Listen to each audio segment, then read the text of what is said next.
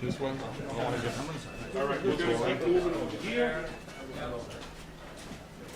Come on to this side, please. Come on to this side. Can I have you guys start coming?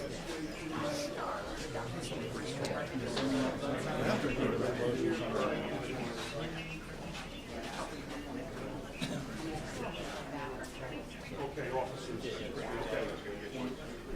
Can I have the first four of you go to that side, please? Yeah, big. Linda. No?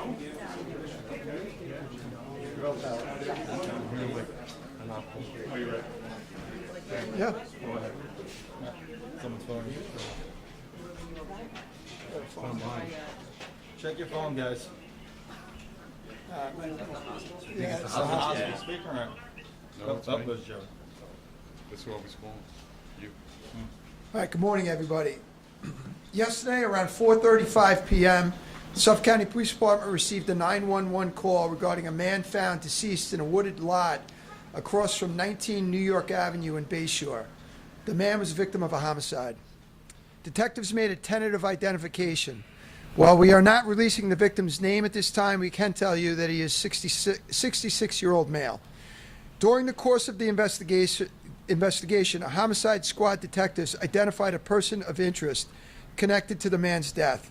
The victim and suspect, a 48-year-old, are known to one another. Detectives obtained a search warrant for the suspect's house, and officers began to set up a perimeter.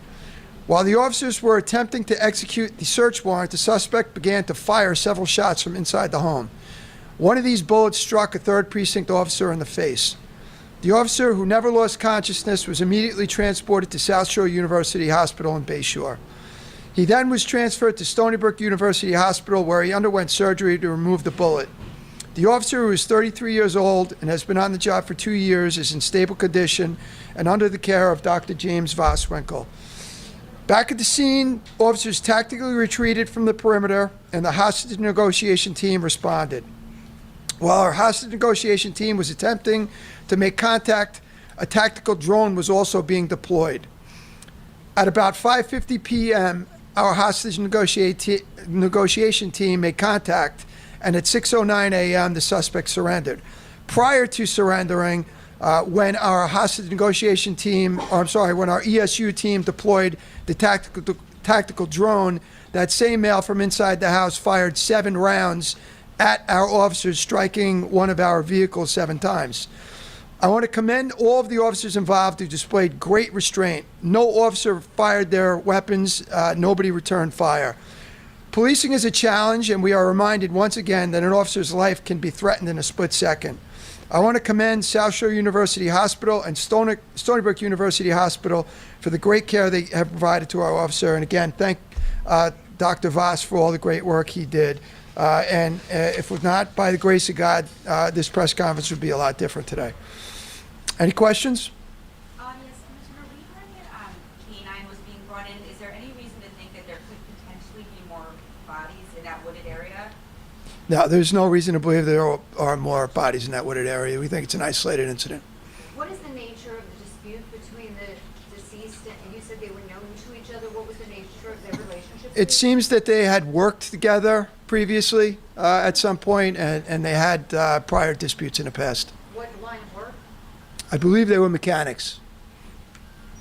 How were you able to identify who the suspect was so quickly? It's still an ongoing investigation, but we were able to get some video camera footage from the scene, ring camera footage, and that helped in identifying the suspect. When do you believe the deceased was killed? Yesterday afternoon, just before that call at 4:35. And when you say you got video from the scene, do you mean the scene of the shooting itself? Well, it all happened in that, kind of proximity to the initial homicide scene. So we were able to get video that helped us identify the suspect and subsequently obtain a search warrant and ultimately, attempt to execute that search warrant.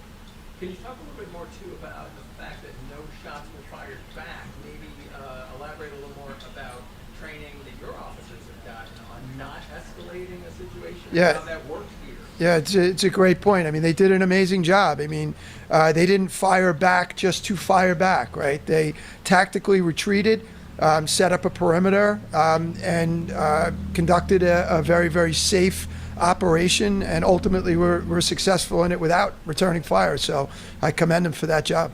Dr. Voss, is it possible just to talk about the injuries? I mean, getting shot in the face? Want me to speak? Yeah, go right ahead.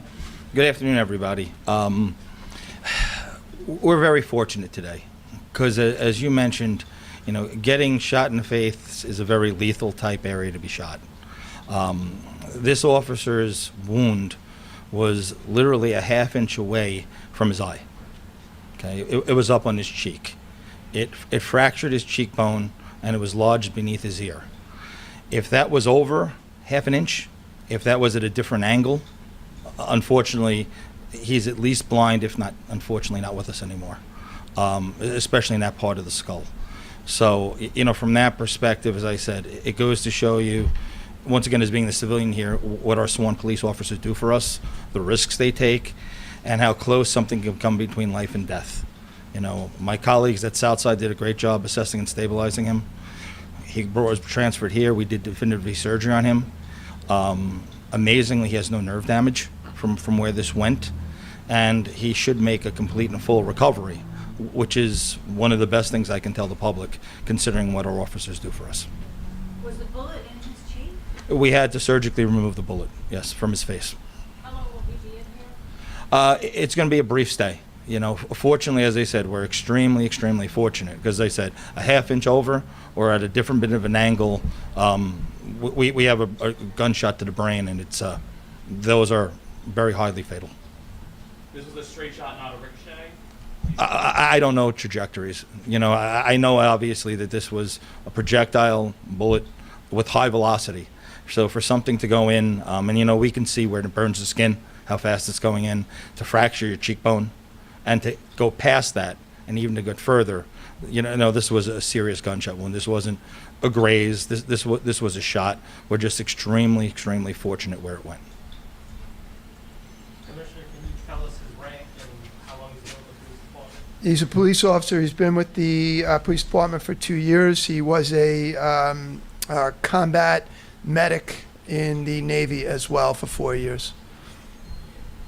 How about the suspect? Can you tell us, identify him, tell us maybe about a criminal history or? He has a criminal history, not an extensive criminal history, but he does have a criminal history. And again, you know, this is very, very fresh, so we still have you know, a lot to investigate still. So we're not going to release any names. Did you see what, We're not certain what kind of weapon it was at this point. No. was the shot that the officer sustained shot through a door, a window, or directly at him? No, we believe it was direct. When he opened the door? When the officers were getting ready to execute the search warrant, the door was opened at some point, I believe, and that's when he fired the rounds.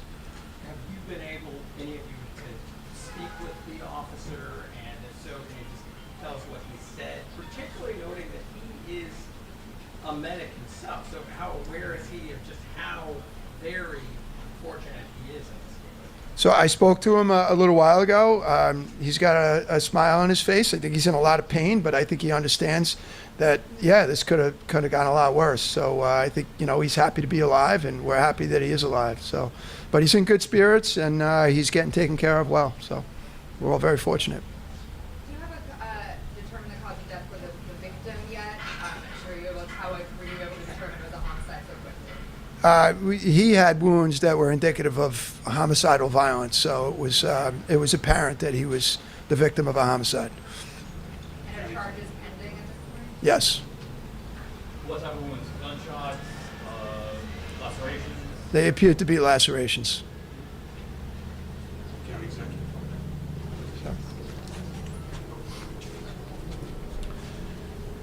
I was notified about the shooting about 3 a.m. when our police commissioner called us. It's one of the calls that you don't want to get. It's one of the calls that you dread getting, that one of the members of your police force has been injured in the course of his duty. But I have to say, our thoughts and prayers are with him, his wife, his 3 children, his whole family. We are all behind him. I have many of my colleagues here from the county legislature, county government, from the PBA, from the police department. We're all rallying for him and hoping for the best. I will say, it is a shame that these things happen, but I've got to tell you, I have great respect for this police department and for his partner who got him medical treatment almost immediately, and for the police officers that backed off a situation that could have been far more lethal and chose not to engage, and not one shot was fired by the Suffolk County Police.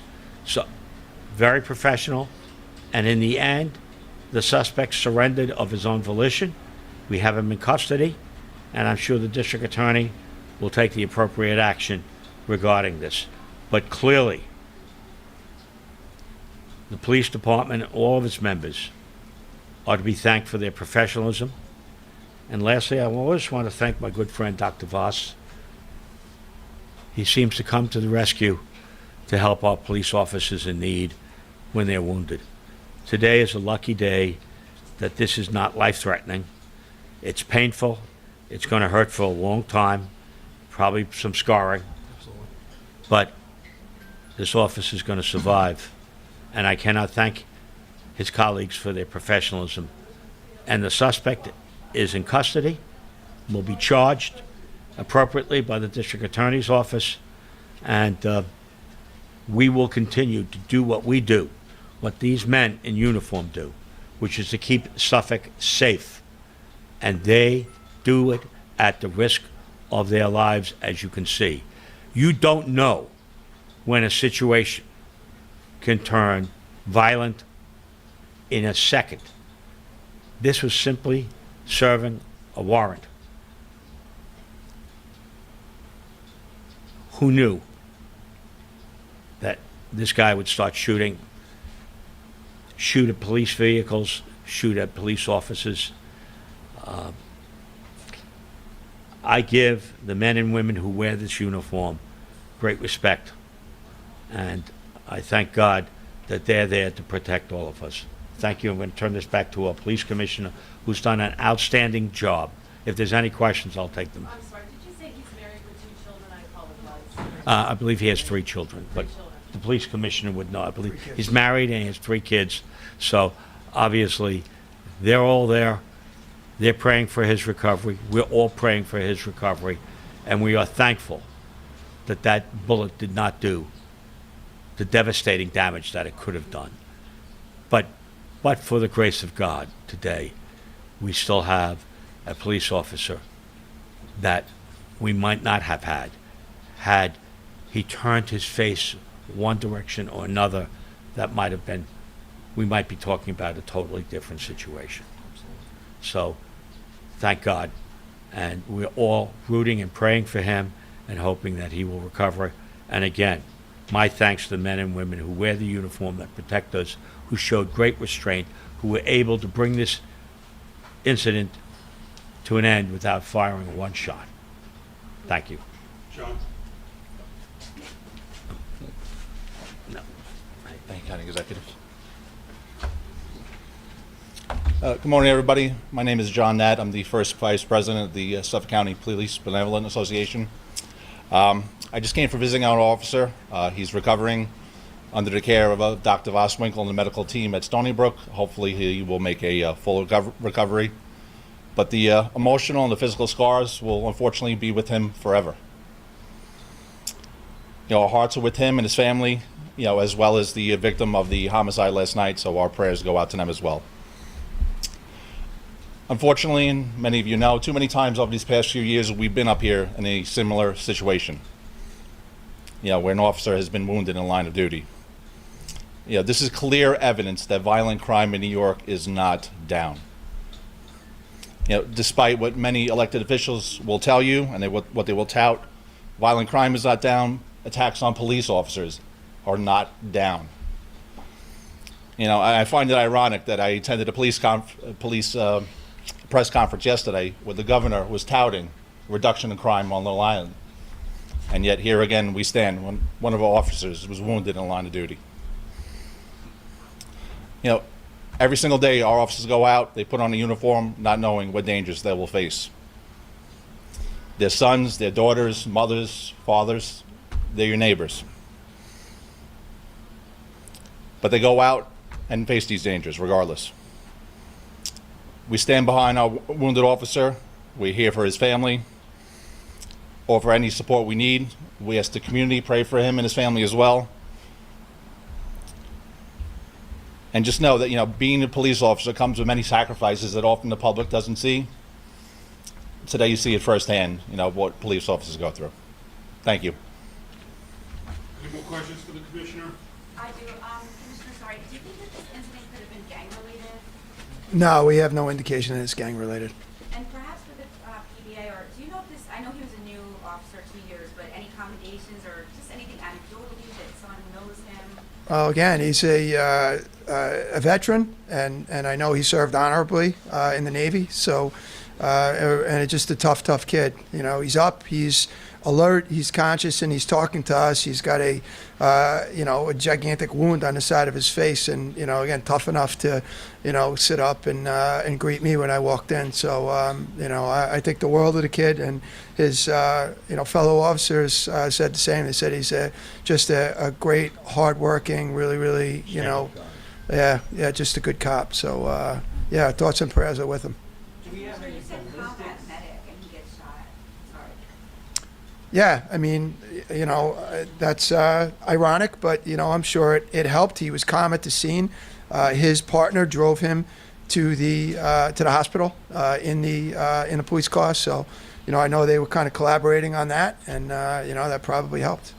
So. Do we have any ballistic information on what was the caliber of the? We haven't determined yet. It was kind of crushed. It appears to be, maybe a 380. In that range, 32 or 380. That's what it appears to be at this point. The same gun that shot the officer was also used with We really don't know. We have not, made those determinations yet. There's still ballistics that we need to recover from the police department vehicles that were hit. So once we do that, we'll be able to compare it. So there's still a lot of work to be done on it. And can you just touch on it was a lot happened, it seems like, in a short period of time. A man was killed, you found him, you found the suspect, an officer was shot. Just so much happened, a lot of work to get to that point. Just talk about kind of the logistics of all of that and, the emotions behind all of that. Yeah, the detectives did a great job right out of the gate. When, they received this call, they, recognized right away that it was a homicide. They immediately started to canvass for video, and when they found video, they acted on it right away. And again, throughout the course of the night, they were able to develop probable cause. But that takes a lot of work. Homicides, it's not like TV where homicides get solved in an hour. This case was about as close to that as you could get. These, men and women worked extremely hard to get where they got, and went up and tried to safely take a murderer into custody. And unfortunately, they were met with, extreme violence. So they were all lucky to be alive, and we're lucky that our officer is still with us. Thank you, everybody. Thank you.